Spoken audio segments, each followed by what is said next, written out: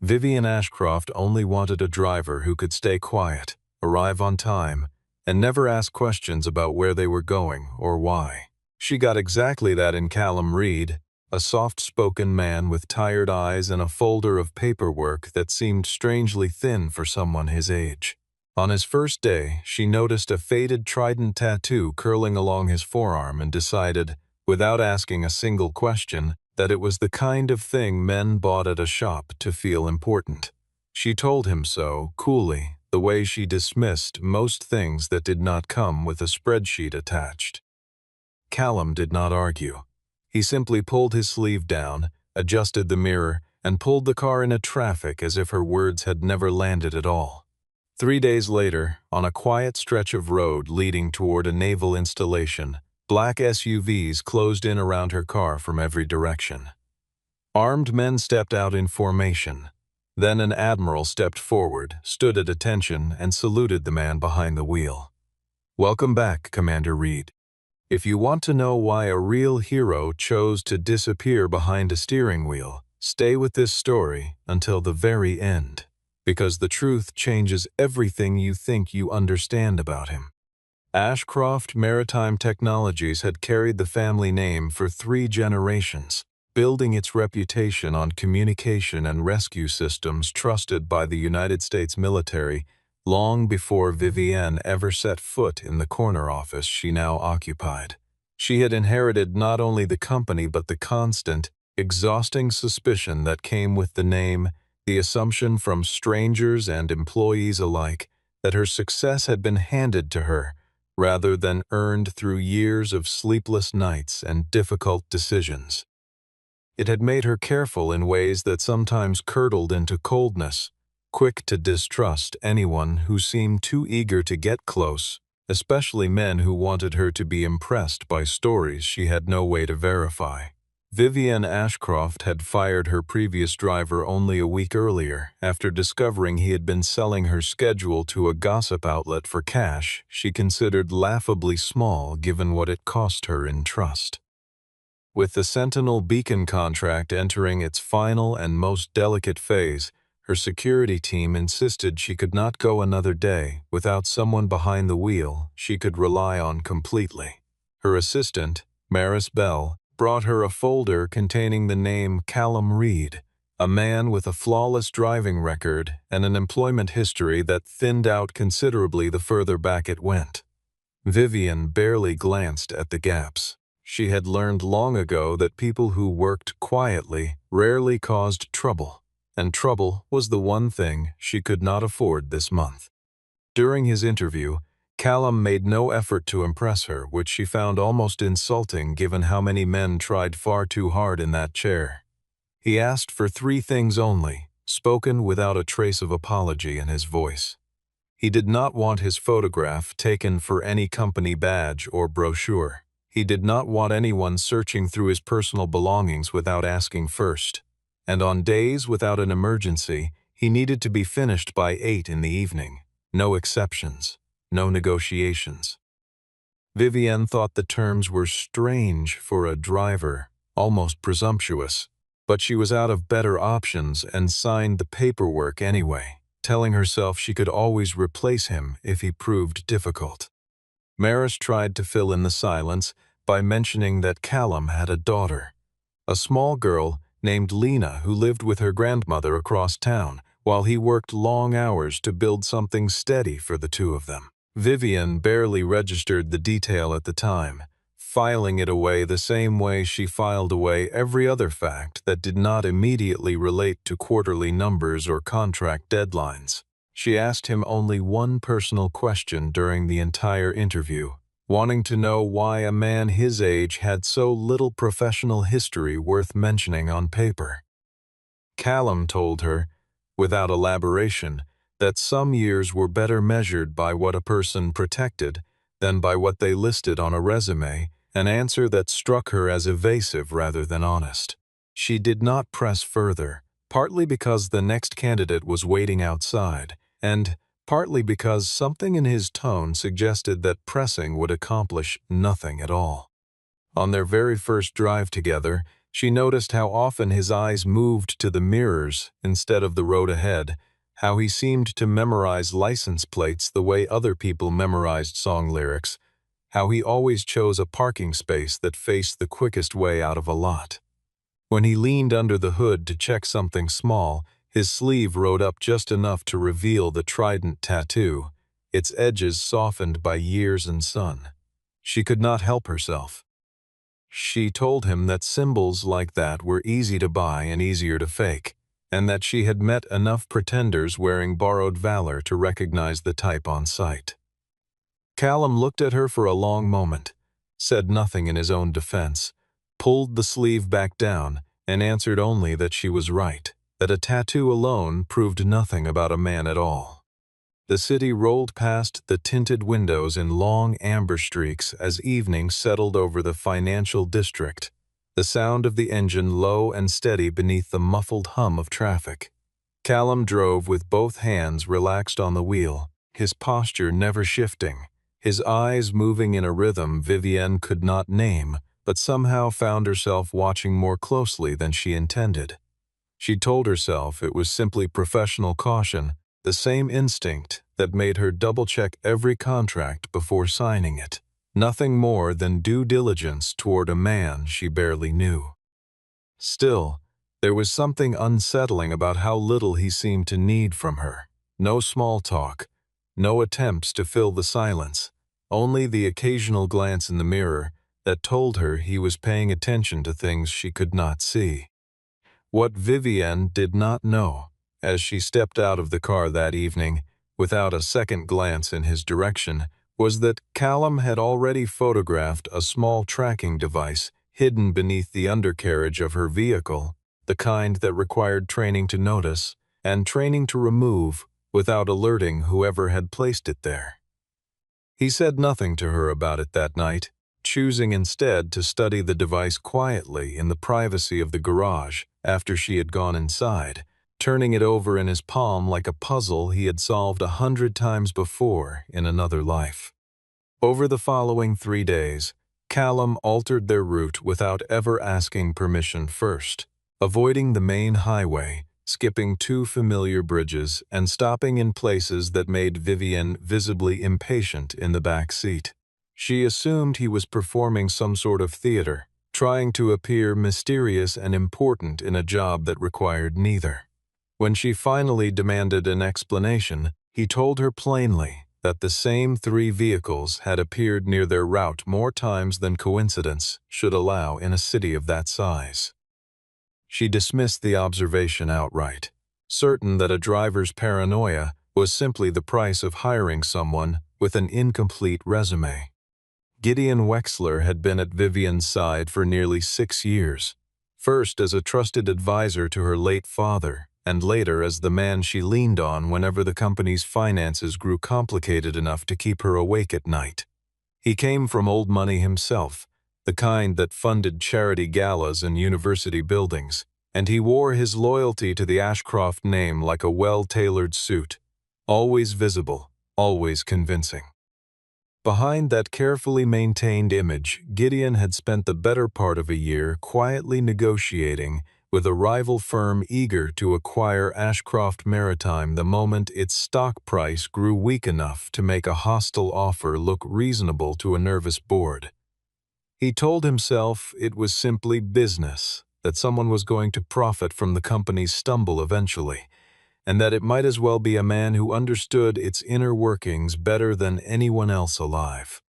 At the office, Gideon Wexler pressed her hard to sign a data-sharing agreement with a new subcontractor, insisting the timeline could not survive another delay. Callum, waiting near the entrance as always, caught the words "Sentinel Beacon" drifting through the open door and felt something tighten in his chest, though his face gave away nothing.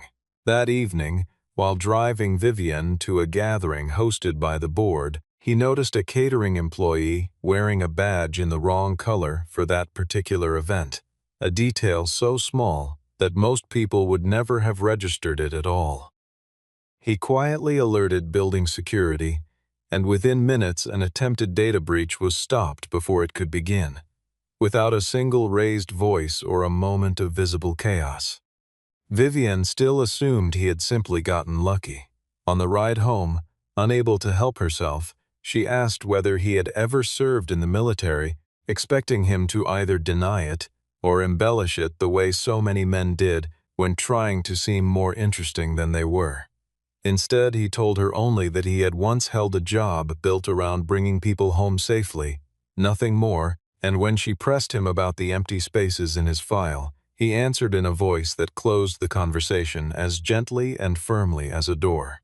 "Some work," he said, "is done best when nobody ever learns who did it." Later that night, alone in his small apartment after his daughter had already gone to sleep at her grandmother's house across town, Callum received a message on a phone he rarely used anymore, 4 words glowing on the screen with a weight that made his hands go still. Harbor Glass is reopening. He sat with the phone in his hand for a long time, the small kitchen around him quiet, except for the hum of the refrigerator and the distant sound of a television through the thin apartment wall. He thought of the ocean at night, of cold water and the particular silence that settled over a crew right before everything went wrong, memories he had spent years trying to fold neatly away where they could not reach him. On the counter sat a drawing Lena had made him the week before, a crayon rendering of their small kitchen with 3 stick figures standing in it, and he found himself staring at it longer than the message on his phone. Whatever Harbor Glass wanted from him now, he decided, it would not be allowed to touch the life he had built one careful day at a time since he had walked away from all of it. Vivian was scheduled to travel to a naval base along the coast to present Sentinel Beacon to a room full of senior officials, a system engineered to locate soldiers and sailors in distress even when ordinary communications had completely failed. Success in that room meant a contract worth more than anything Ashcroft Maritime Technologies had ever secured. Failure meant the board might finally have the leverage it needed to wrestle control of the company away from her for good. Callum noticed, almost immediately, that the architecture behind Sentinel Beacon echoed a rescue protocol his old unit had once relied on during a mission the world was never meant to hear about, a detail that made the hair on his neck rise the moment he saw the schematics on her tablet. He warned Vivian that their route to the base might already be compromised, but when she demanded to know how he could possibly be certain, he could not tell her the truth without unraveling secrets that were never his alone to give away. She decided, not unreasonably from where she stood, that her driver had overstepped the boundaries of his role and ordered him to follow the path her own security team had already approved days earlier. Callum agreed on the surface, though beneath it he quietly searched the vehicle again, this time uncovering a second tracking device, cleverly hidden inside the very navigation system her own company had installed. That single discovery told him something far more troubling than a stranger watching from a distance. Whoever was leaking their movements worked from somewhere inside Ashcroft Maritime itself. Callum dialed a number he had not used in years, and the voice that answered belonged to Rowan Pike, once his subordinate and now a lieutenant commander with a steadiness Callum remembered well. There was a brief pause on the line before Pike spoke again, the kind of pause that told Callum his old friend already understood exactly why the call was coming after so much silence between them. Pike confirmed that fragments of classified data connected to Harbor Glass had surfaced inside the very software Vivian was preparing to demonstrate to the Navy, a discovery that turned a business trip into something far more dangerous than either of them had first imagined. Pike asked whether Callum intended to step back into uniform even briefly to help contain the situation, and Callum answered honestly that he did not know yet, that he had built a life around staying out of rooms exactly like the one Pike was describing. Even so, he could not ignore what the leak meant for the handful of people who had trusted him with their lives on that ship years earlier, men and women who now had families and mortgages and quiet routines of their own to protect. Callum understood, with a cold certainty that settled into his stomach, that someone was not merely trying to sabotage a contract. Someone was hunting for the names of every person who had ever been part of that mission, including his own. As they drove toward the coast the next morning, Callum discovered that the officially approved route led directly toward a checkpoint that did not exist anywhere in the actual traffic control system. A phantom stop built into the plan by someone who understood exactly how to make a trap look like routine procedure.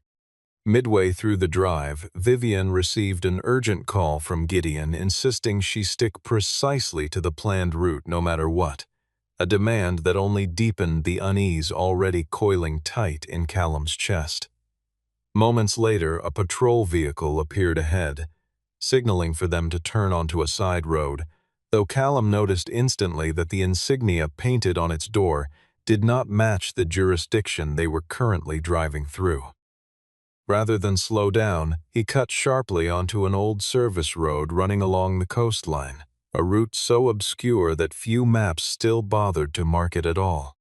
Vivian, furious and frightened in equal measure, accused him of either kidnapping her outright or single-handedly wrecking the most important presentation of her career. Callum disabled the vehicle's communication system to prevent any outside interference, and asked her as calmly as he could manage to remove the smart bracelet issued by her own company, explaining that it might be broadcasting their exact position to whoever was watching. She refused at first, demanding he stop the car immediately and let her out into whatever danger she assumed could not possibly be as bad as sitting beside him.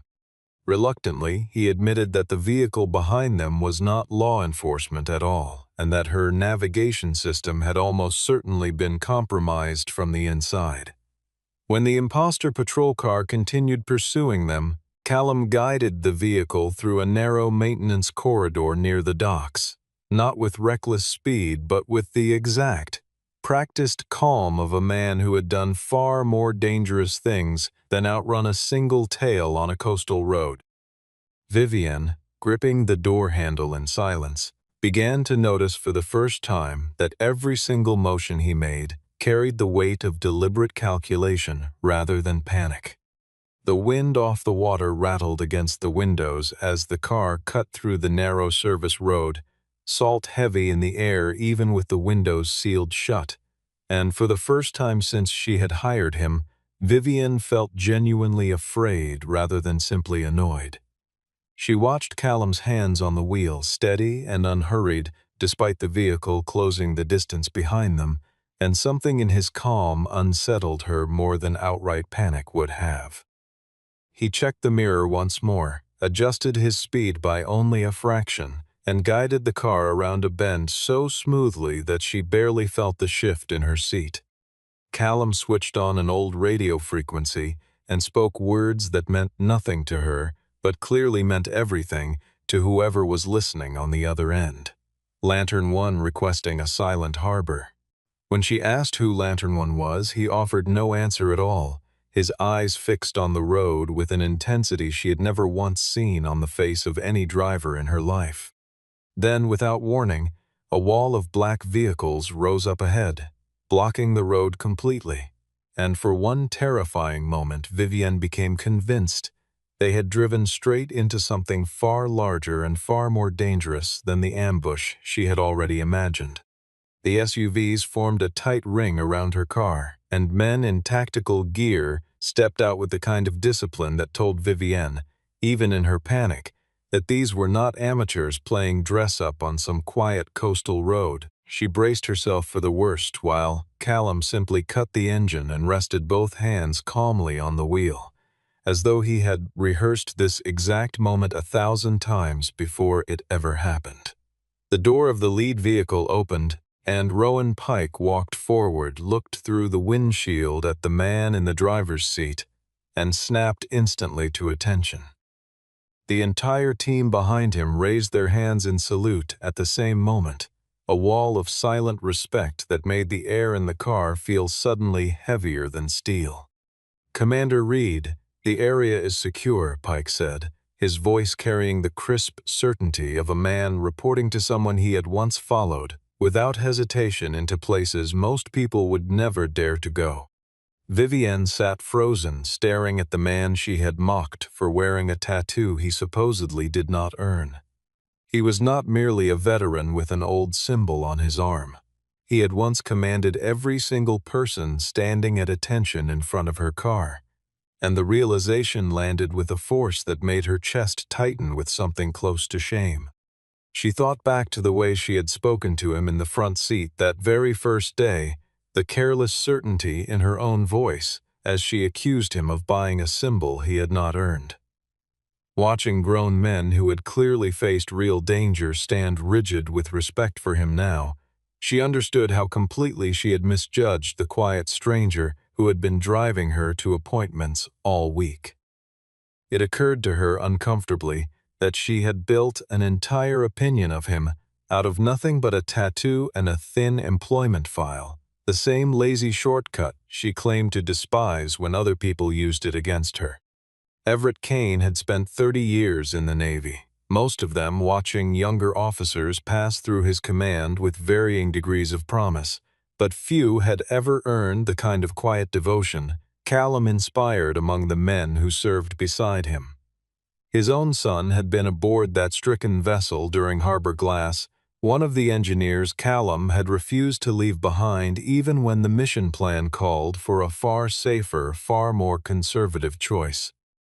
Kane had never forgotten the debt, and he had spent years afterward quietly making sure no harm ever came to the man who had walked away from the Navy without asking for a single thing in return.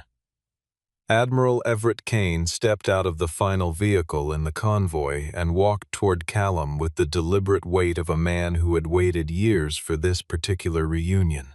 He performed the formal salute himself before speaking, his voice carrying the gravity of decades in uniform. Kane explained that Callum's signal had triggered an emergency protocol that had not been used since the operation known only as Harbor Glass, a name that made Vivienne's stomach drop even though she still did not understand what it meant. The SEAL team had not surrounded her vehicle to detain anyone at all. They had formed a shield because inside that car sat both Vivienne and a device carrying compromised defense data that someone clearly wanted very badly. Vivienne finally found her voice and asked why a man once respected enough to earn a full military salute would choose to spend his days driving a stranger through city traffic. Callum answered simply that the work had once meant bringing someone home safely, and that he had never considered such work beneath him, not for a single day of his life. The words settled over Vivienne like cold water, forcing her to remember every small, careless insult she had thrown at him over the past week without a second thought. Kane asked whether Callum would temporarily take charge of coordinating her protection, since whoever had orchestrated the leak clearly understood naval protocol far too well for comfort. Callum refused to rejoin the service on any permanent basis, but he agreed, without hesitation, to see Vivienne safely through the presentation that had brought them to this road in the first place. Before they could return to the vehicles, Kane delivered one more piece of information that darkened Callum's expression for the first time all morning. The stolen data carried a digital signature matching Callum's own old access codes, which meant that whoever had engineered this entire situation intended, from the very beginning, to make him the first person anyone suspected. Back at the base, Vivienne finally learned the truth behind the name that had been echoing through the last several days like a warning bell. Harbor Glass had been a covert rescue operation years earlier sent to extract a group of engineers and service members from a vessel crippled after its communication systems failed completely in open water. Callum had broken from the approved plan in order to save every single person trapped aboard that ship a decision that succeeded brilliantly but exposed fragments of classified communication technology in the process. To protect the identities of the survivors and avoid a public inquiry that could have compromised far more than a single mission, Callum had quietly taken full responsibility onto himself. He left the service before the classified report, confirming that his choice had saved dozens of lives ever reached the desks that mattered, walking away from honors he never wanted and a spotlight he had spent years avoiding ever since. The tattoo on his arm was never meant as a boast. It was the only thing he had allowed himself to keep from that entire chapter of his life. Kane described, in careful and measured words, how the young engineers pulled from that stricken vessel had gone on to build ordinary lives. One of them now teaching high school science on the opposite coast, another running a small hardware store with 2 children of his own. None of them knew the full extent of what Callum had sacrificed to keep their names out of every report that followed, and none of them had ever been given the chance to thank him properly for it. Vivian listened in silence, beginning to understand that the quiet, unremarkable man who drove her car every day carried a weight far heavier than any title she had ever held at Ashcroft Maritime. It struck her, sitting there in the sterile briefing room, that real strength rarely announced itself the way she had always assumed it would. She thought of her father, who had once told her that the measure of a man was rarely visible on the surface, and how easily she had forgotten that lesson the moment a stranger's file arrived thinner than she thought it should be.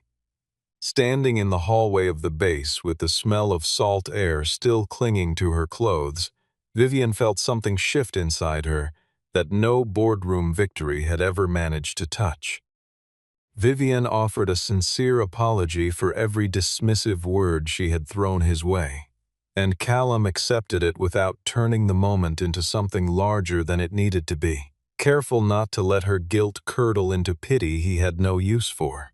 He reminded her, gently but firmly, that his past did not make him more valuable than any driver, security guard, or laborer she might otherwise have overlooked without a second thought. Kane explained that whoever had stolen the data had pulled Callum's old access codes directly from a sealed archive and planted them inside Sentinel Beacon itself, positioning him to take the blame the moment the system failed in front of the Navy.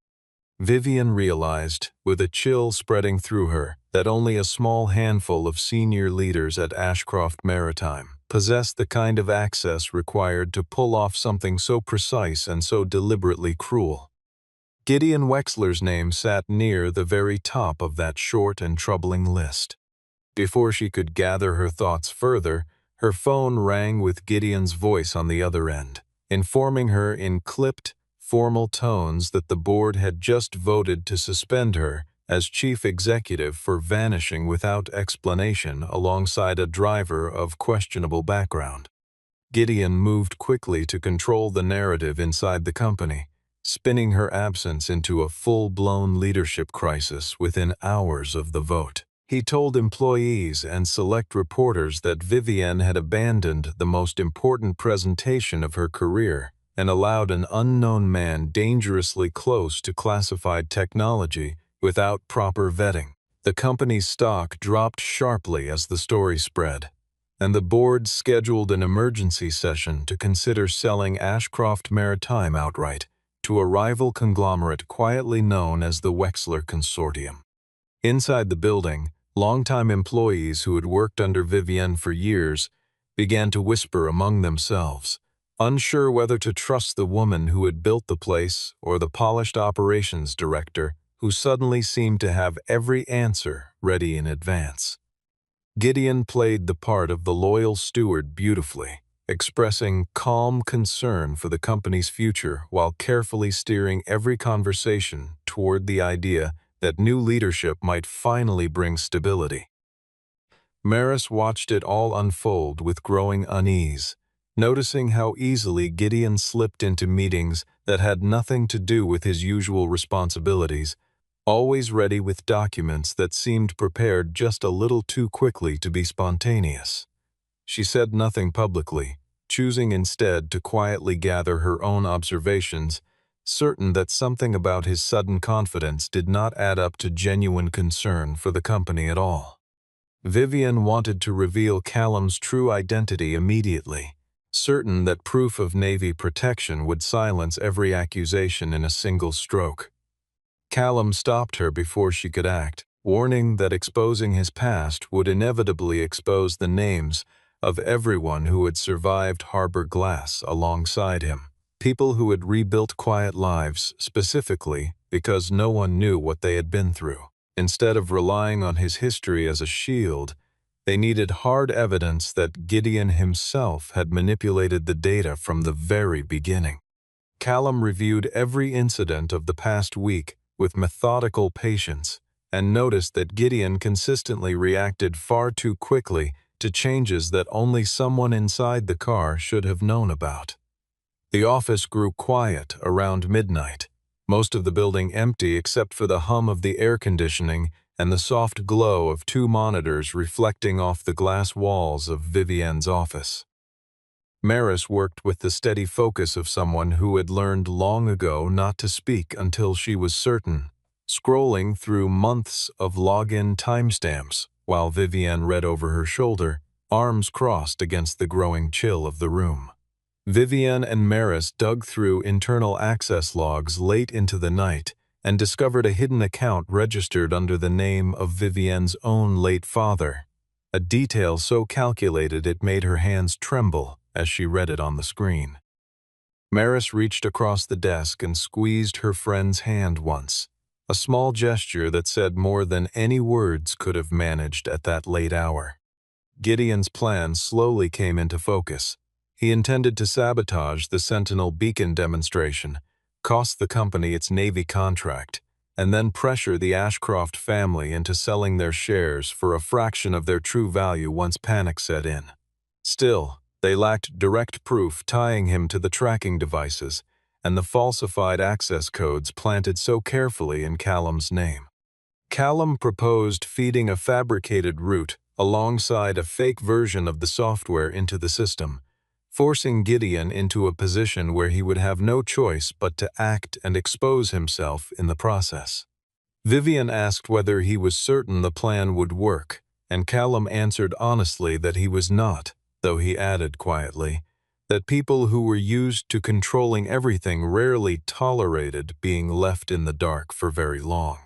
Fewer than 10 minutes after the false route had been sent, an outside team was already moving toward coordinates that corresponded to a location that did not exist anywhere in the real world. Callum, Vivian, and Pike's team quietly built a case designed to gather evidence without resorting to a single moment of open confrontation or violence. They constructed a decoy version of Sentinel Beacon embedded with digital tracking code, granting access to only one person inside the entire company, Gideon Wexler. The waiting stretched through the afternoon in near silence, Vivienne pacing the length of her office, while Callum sat calmly by the window, watching the street below with the same patience he had once used to wait out storms at sea.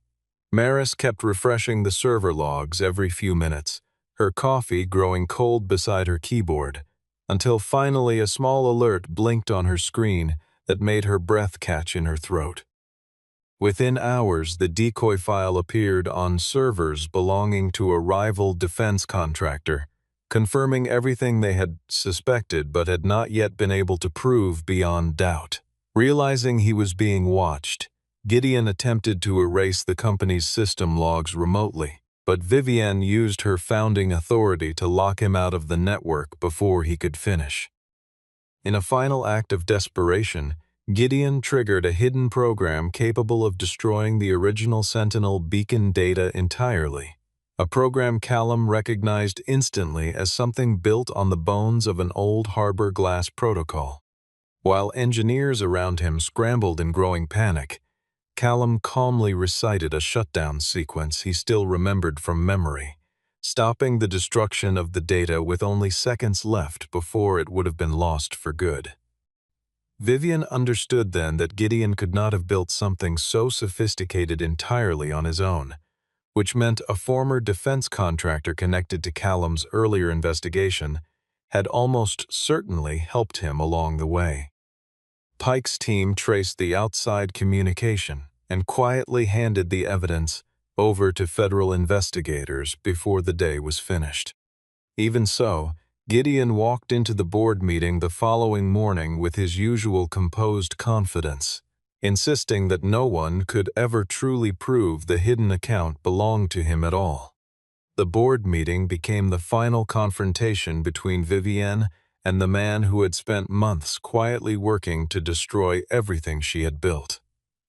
Gideon presented a polished report accusing her of reckless leadership, unexplained schedule changes, and hiring a driver whose military past raised more questions than answers.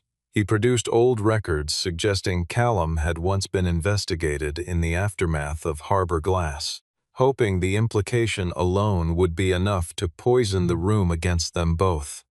Callum neither defended himself nor revealed anything classified in order to clear his own name, standing quietly at the back of the room with the same patience he had carried through every difficult moment of the past week. Vivienne rose to her feet and admitted, without flinching, that she had judged Callum by his appearance and his job title rather than the man standing in front of her. She told the board plainly that this very arrogance had almost blinded her to the danger growing inside her own company, hidden behind a familiar and trusted face. She laid out the access logs, the decoy file, and the tracking data that all led directly back to devices under Gideon's control, watching his composure begin to crack for the first time since the meeting had started. The board members who had seemed so eager only minutes earlier to entertain his version of events now sat in uncomfortable silence, exchanging glances that made it clear the tide in the room had already begun to turn. Conrad Ashcroft, seated at the head of the table, folded his hands and studied his niece with an expression that mixed pride with quiet regret for ever having doubted her judgment. Gideon insisted, weakly, that the evidence could easily have been fabricated by Callum himself, grasping for any argument that might still save him. The doors opened and Admiral Everett Kane walked in beside a federal investigator, their presence silencing the room instantly.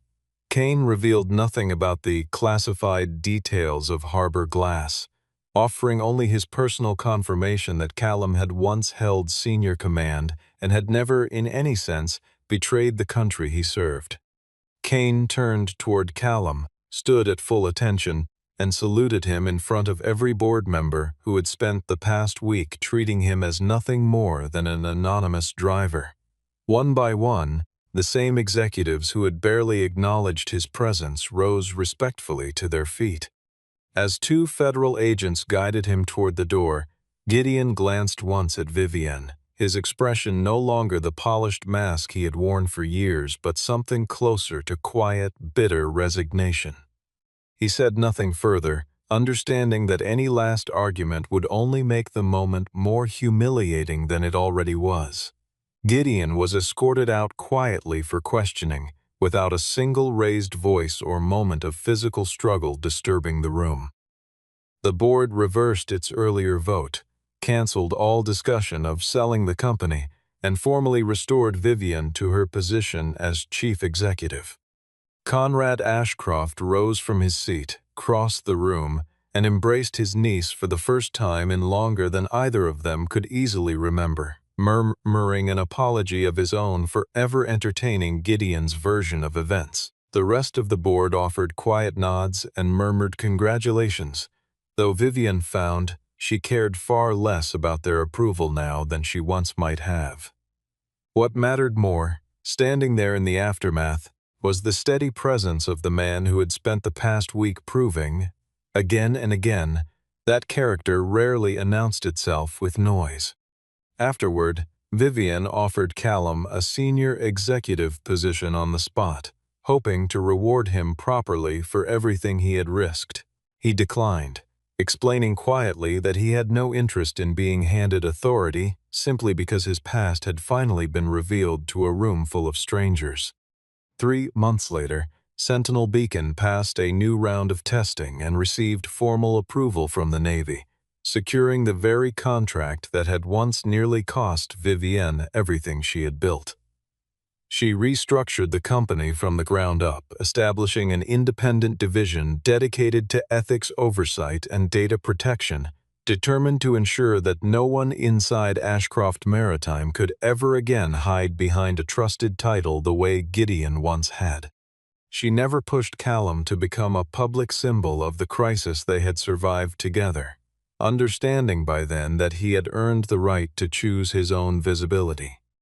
Instead, she offered him the role of Director of Safety Strategy on the condition that he could keep a flexible schedule to care for his family and would never be required to stand in front of a camera or a reporter. Callum accepted, not because the title impressed him, but because the work itself felt meaningful in a way that had nothing to do with medals or applause. On his very first morning in the new role, Vivienne found him outside in the parking lot, quietly checking the old company car before any trip, exactly as he always had. She asked, half amused, why a director would still be doing a driver's work with his own 2 hands. Callum answered simply that a new title did not change his responsibility to bring people home safely, and that some habits were not meant to be left behind just because circumstances had changed. In the final quiet scene, Vivienne shared a short, unhurried meal with Callum's daughter, Lena, nothing rushed and nothing overstated, only the gentle sense that Callum was slowly allowing someone new into the careful, quiet life he had built for the 2 of them. Lena talked easily about her school and a drawing she had started of a boat on the water, and Vivienne found herself listening with a kind of attention she rarely gave to anything outside a boardroom. Callum watched the 2 of them from across the small table, saying little, content simply to see the careful walls around his daughter's world open just a crack wider than before. Before she stepped out of the car that evening, she noticed the trident tattoo on his arm once more, though this time she did not ask about missions or medals or anything he had left behind. She only said that perhaps she had spent far too long failing to see the man who had been sitting in front of her the entire time. Callum pulled his sleeve down, opened the door for her with the same quiet courtesy he had shown from the very first day, and offered a small, easy smile before speaking. At least this time, he said, she had finally chosen the right person to drive her forward.